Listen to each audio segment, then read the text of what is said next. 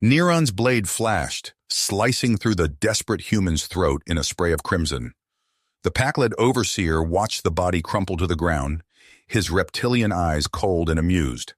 Around him, the alien soldiers of a dozen species continued their brutal occupation of the Osiris colony, crushing any resistance from the human inhabitants. For 800,000 years, this scene had played out countless times across the galaxy as the ancient races waged their endless war. Civilizations rose and fell, technologies advanced only to be destroyed, and the cycle began anew. The humans were just the latest pawns in the conflict, valued only for the weapons and resources they could provide. But in the shadows of the Terran conglomerate's authoritarian rule, a secret project was nearing completion. Led by the brilliant rebel engineer Jacob Hill, a team of human dissidents had constructed a revolutionary warship called the Dreadnought. Equipped with reverse-engineered alien technologies like advanced AI, nanobot construction, and graviton weapons, it represented a staggering leap in human capabilities. As the first Dreadnought prepared for its maiden voyage, Hill knew there would be no turning back once it was revealed.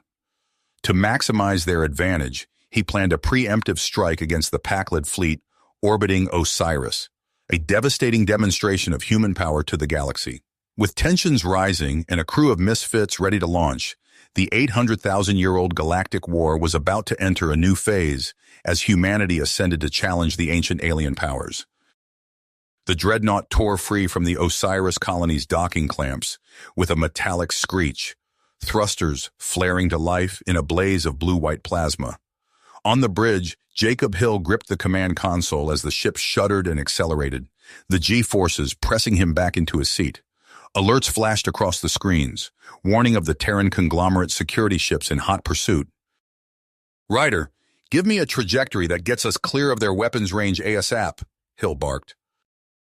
The ex-merc nodded, his fingers flying over the navigation controls. "Plotting course now. We'll be out of their engagement envelope in 30 seconds. Around them, the bridge crew rushed to bring the Dreadnought's newly installed systems online. The hum of power coursing through the ship grew louder as weapons, shields, and scanning arrays activated one by one. Hill felt a surge of pride and trepidation. They were really doing this, taking the fight to the ancient alien powers that had subjugated humanity for so long. In the Dreadnought's engineering section, Chief Engineer Mara Kreslin wiped sweat from her brow as she worked to stabilize the ship's experimental graviton reactor. The core pulsed with an eldritch purple glow, energy surging through conduits that had never been tested under real combat conditions. If the reactor failed now, output rising, 80% nominal and climbing, her assistant called out over the whine of charging capacitors. Mara allowed herself a tight smile.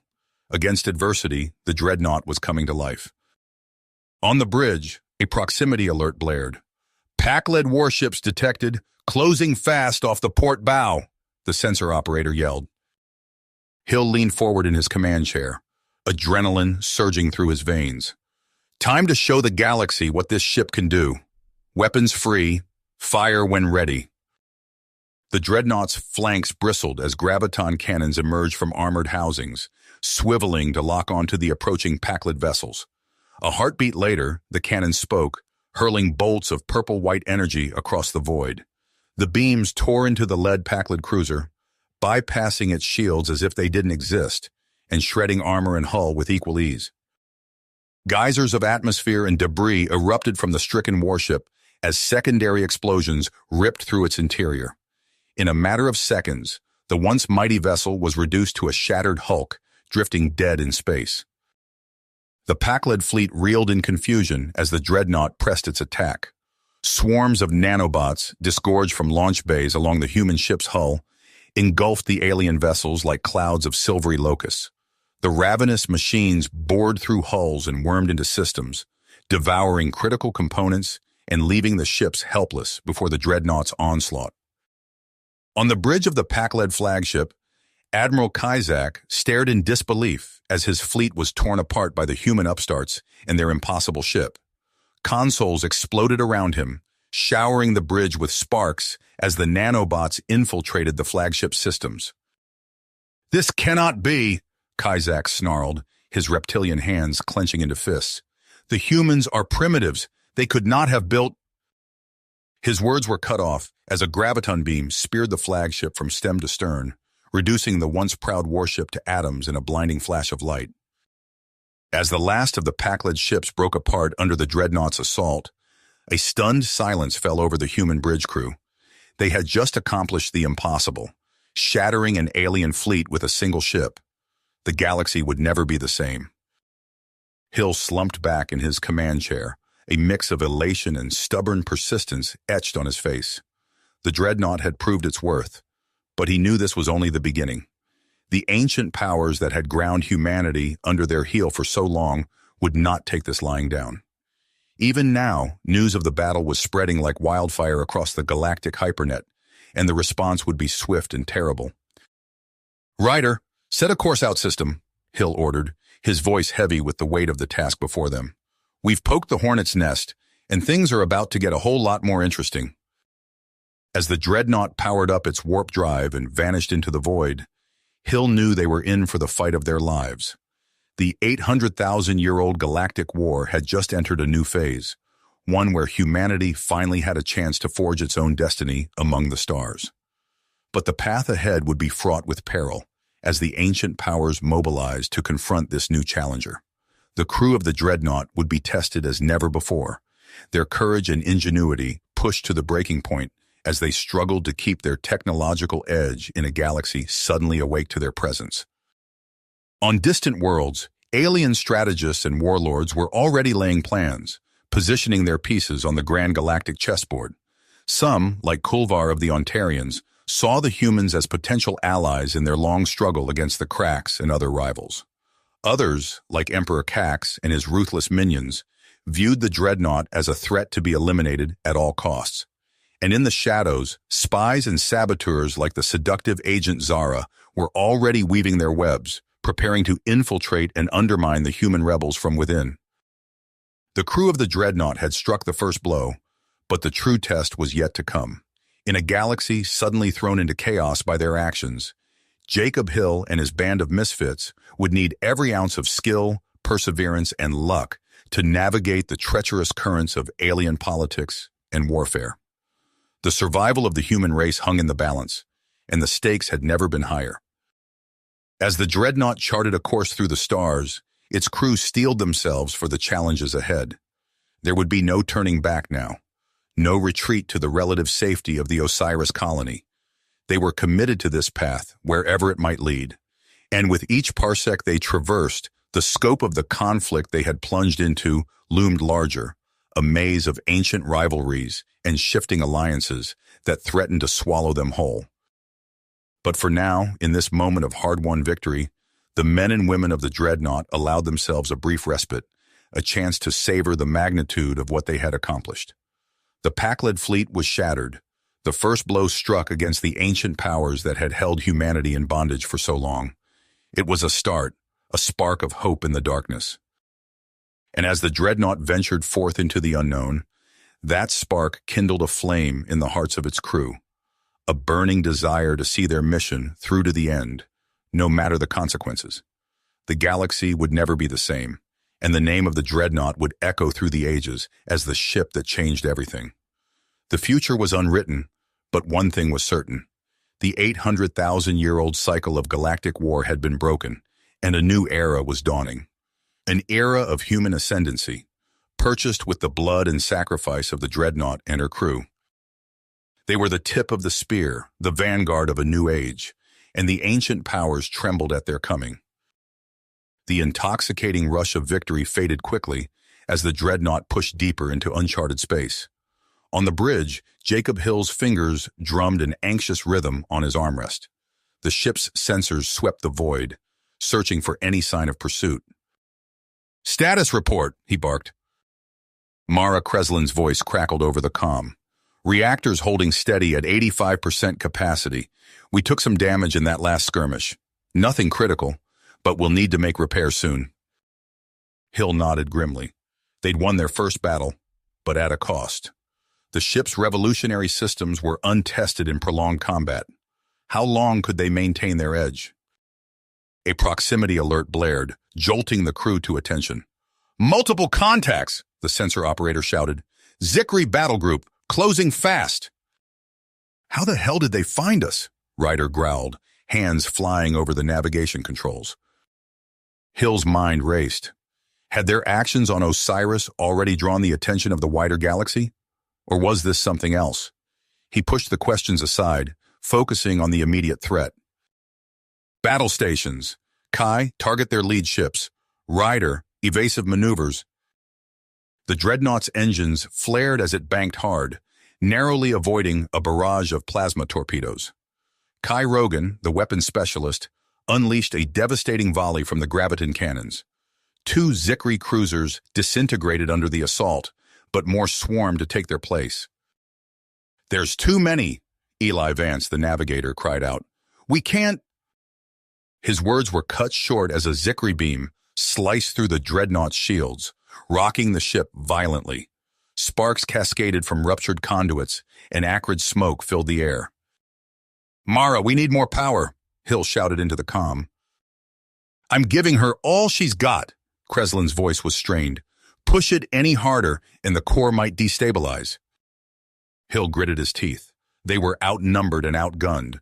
The Dreadnought's superior technology was barely keeping them in the fight. He needed to make a decision, fast. "Ryder, plot a course out of here. We can't win this, not now." The helmsman nodded grimly, his fingers dancing across the controls. The Dreadnought shuddered as another blast struck home, but then the stars blurred and stretched as the ship leapt to FTL. In the sudden quiet, Hill slumped back in his chair. They'd escaped, but barely, and now they were limping through space, systems damaged, crew shaken. The enormity of what they'd undertaken began to sink in. A priority message flashed on his console. Frowning, Hill opened the encrypted channel. Dr. Eliza Cade's face appeared, her expression grave. "Jacob, thank God you're alive. Listen carefully. You're in more danger than you know. Commander Nix is hunting you, and Osiris is on the brink of chaos. There's an alien agent, someone named Zara. She's turning the colony against itself. You need to come back now." Hill's blood ran cold. He'd known there would be consequences for their actions, but this was beyond what he'd imagined. He opened his mouth to respond, but the message cut off abruptly. Before he could process the implications, another alert chimed. An incoming transmission, this one from an unknown source. Warily, Hill accepted the call. The holographic image of an alien materialized, tall, with iridescent scales and piercing eyes. It spoke in a lyrical, multi-tone voice. "Greetings, Jacob Hill of the Dreadnought. I am Torian Sachs, emissary of the Ontarian Concordat.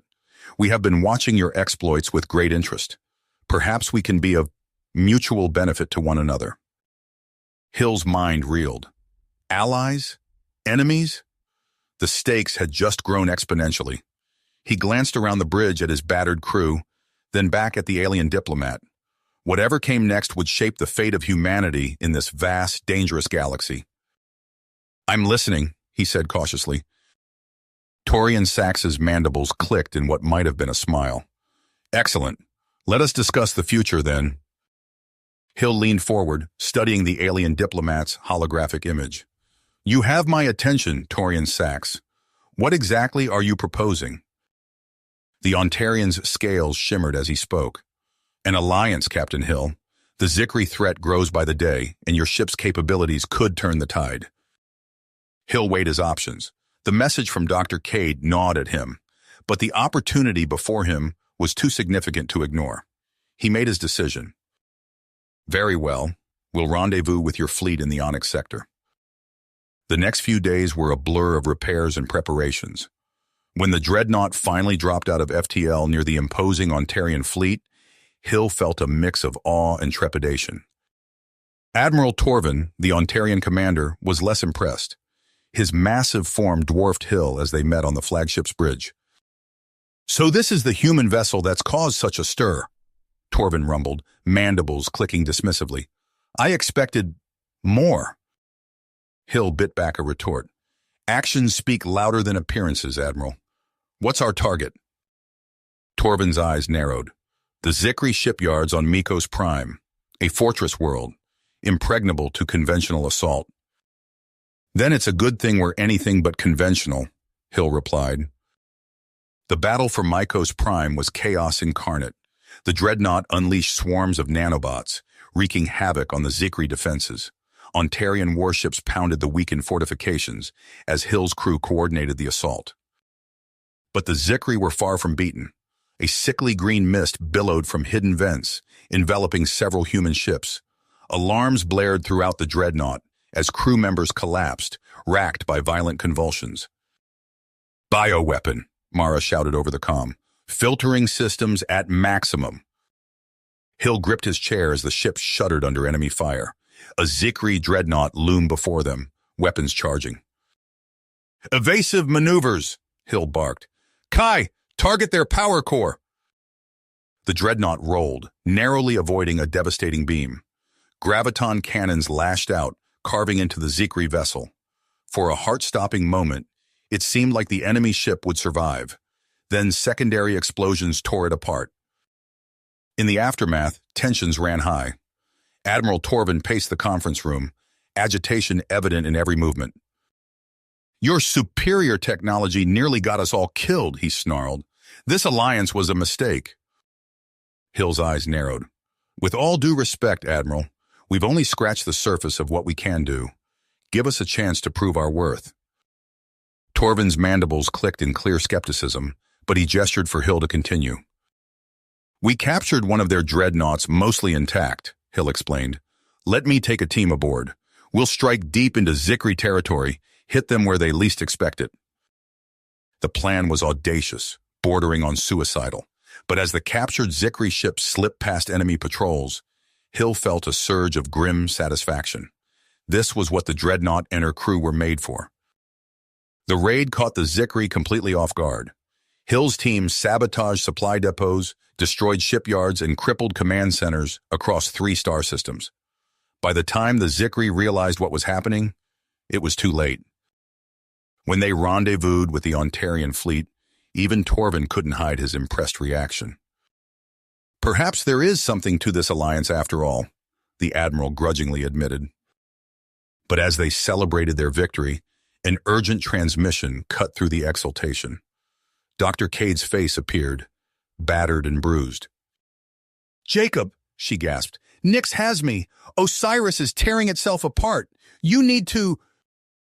The transmission cut off abruptly. Hill stared at the blank screen, his earlier triumph turning to ashes in his mouth. He turned to his crew, seeing the conflict written on their faces.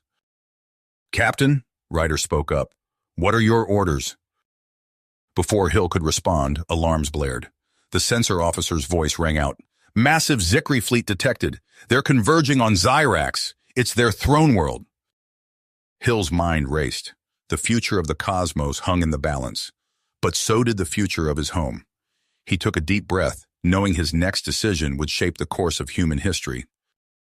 Helm, set a course for Zyrax, he ordered, his voice steady. All hands, prepare for battle. We end this here and now.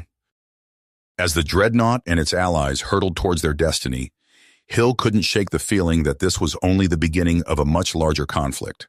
Whatever the outcome, nothing would ever be the same.